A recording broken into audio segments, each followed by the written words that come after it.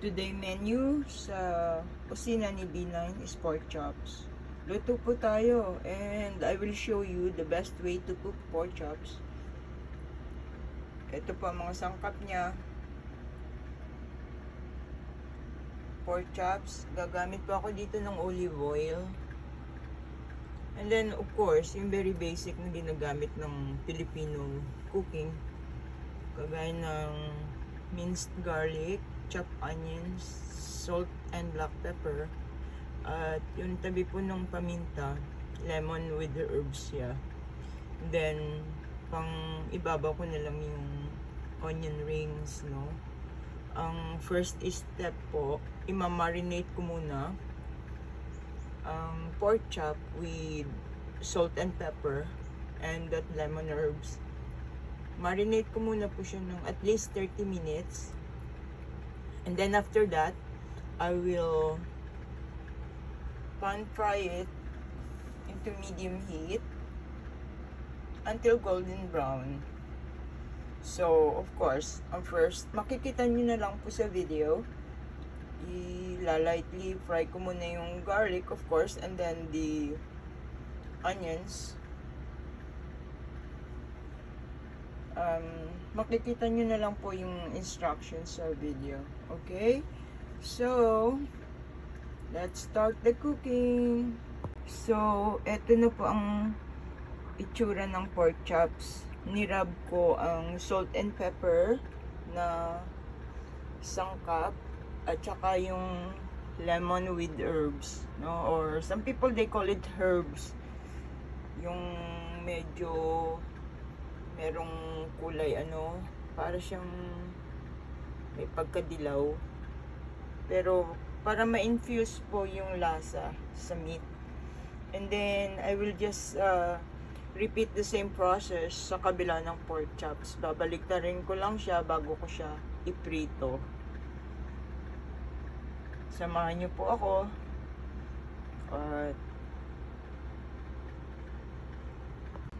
For the sauce, gagamit po ako dito ng nasa lata na cream of mushroom soup.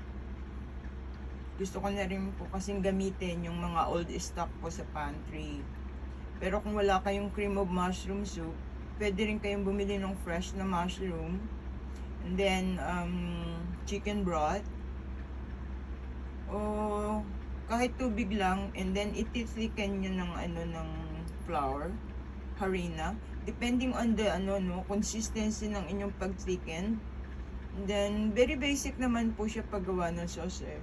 Huwag nyo lang damihan ng tubig para medyo malapot yung sauce.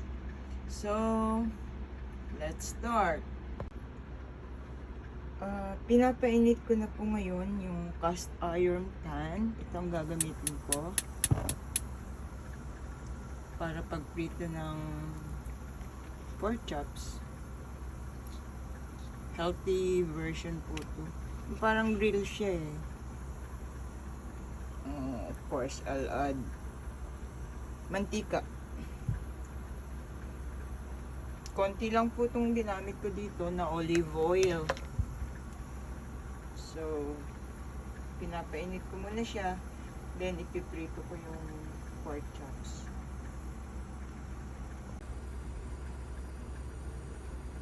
Right now, pinapainit ko po yung mantika. Pag mainit na siya, then, of course, ilalagay ko na yung pork chops. Ba-brown ko lang siya. It's like golden brown. So, samahan nyo na lang po ako sa pagluto ng pork chops ngayon, okay? Thank you!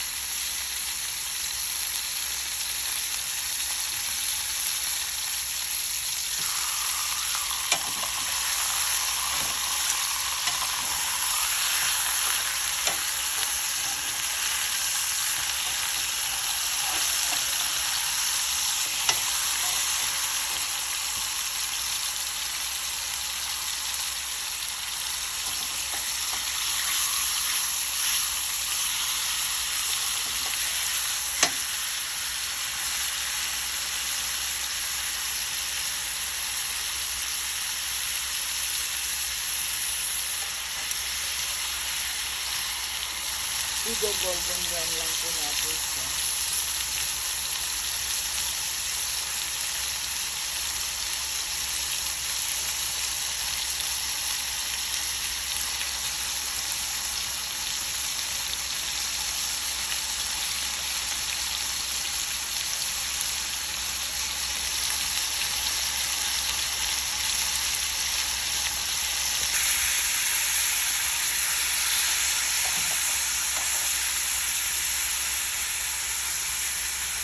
Alam niyo po ang bango niya, yung lemon, naaamoy ko yung lemon na nilagay ko, yung may oats din.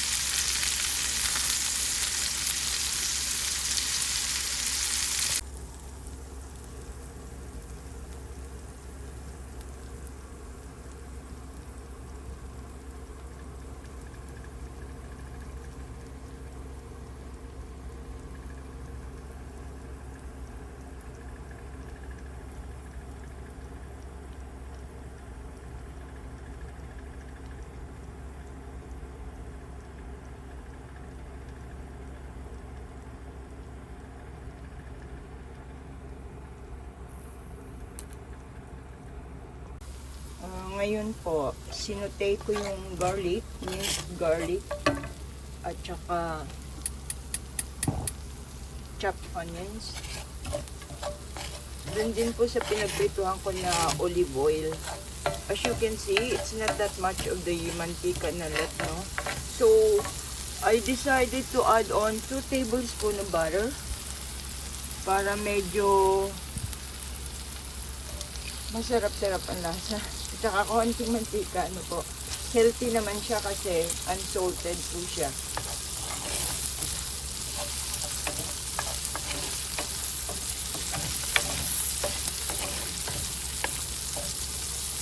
Ayan.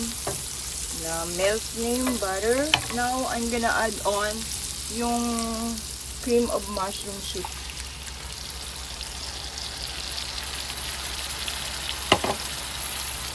Dadagdagan ko na lang siya ng hot water dun sa pagka hindi enough yung sauce para dun sa prinito kong mga pork chops. Ito na po ang sauce ngayon. Medyo okay lang siya. Hindi ko pa siya natitikman kung salty siya. See, it looks good, di po ba? Ganda ng kulay niya.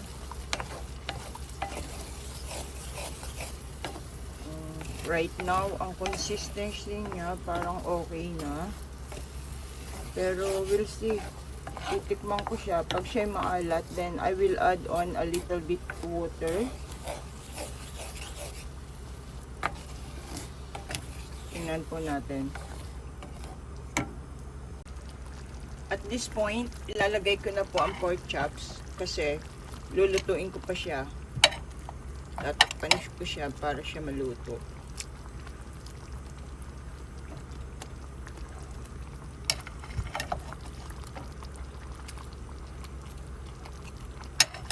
Yan, meron na naman kong pambaon.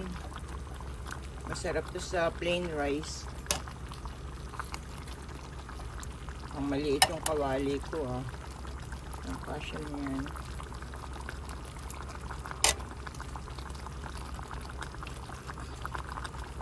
And last but not the least, tatakpan natin siya para siya maluto, no? Kasi actually luto na po yung pork chops. Very tender siya yung meat niya. Gusto ko lang maano yung ano niya, yung sauce dumikit. Talagang sumailalim yung lasa ba. Okay, let's cover it and at least simmer for 3 to 5 minutes.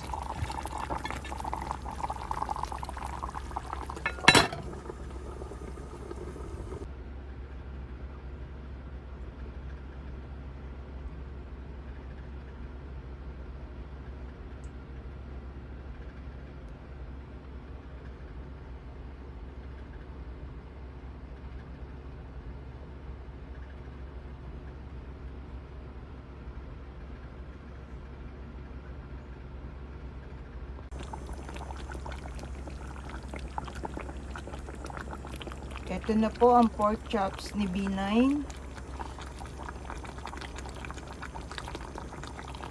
Super easy talaga and of course, napaka-delicious niya. Masarap.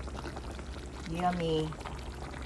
Ang kulang na lang po dito ay, alam niyo na, rice. Kain po tayo.